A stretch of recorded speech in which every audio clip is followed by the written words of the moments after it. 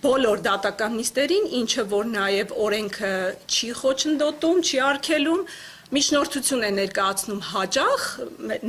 ենք հաճախ, որպեսզի դռնբաց դատական նիստ լինի, որպեսզի մեր ասելիքը չթվա զուտ, ասում ենք, որպեսզի հասարակությանը կամ այլ անձանց ինչ-որ բան համոզենք, որպեսզի դռնբաց դատական նիստում այդ ամեն ինչը տեսանելի լինի, որ չկա, գոյություն չունի, իրավաբանություն էստեղ։ Եվ այո, ինչպես նշեց իմ գործընկերը, նախորդ մամուլի ասուլիսի ժամանակ մենք նաև հրապարակայնորեն խնդրել էինք, որ դուք եւս հարց տաք, ինչի համար այդ գործը կոչի դրվագով չի առանձնացվում եւ դատարան չի ուղարկվում։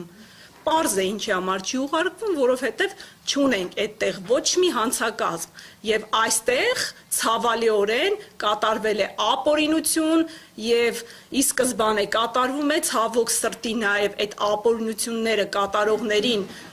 սատարողներն են լինում, քանի որ ապօրինությունները մեկ անձով չի լինում, դա շղթայական օղակ է։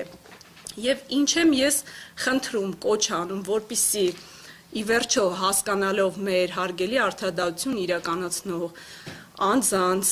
խնդրում եմ, կոչ եմ անում, որպեսզի դադարեցնեն այդ ապօրինությունները, որովհետև մենք արդեն հասել ենք իրավական պետության կազմալուծման գործընթացին։ Այո, մեր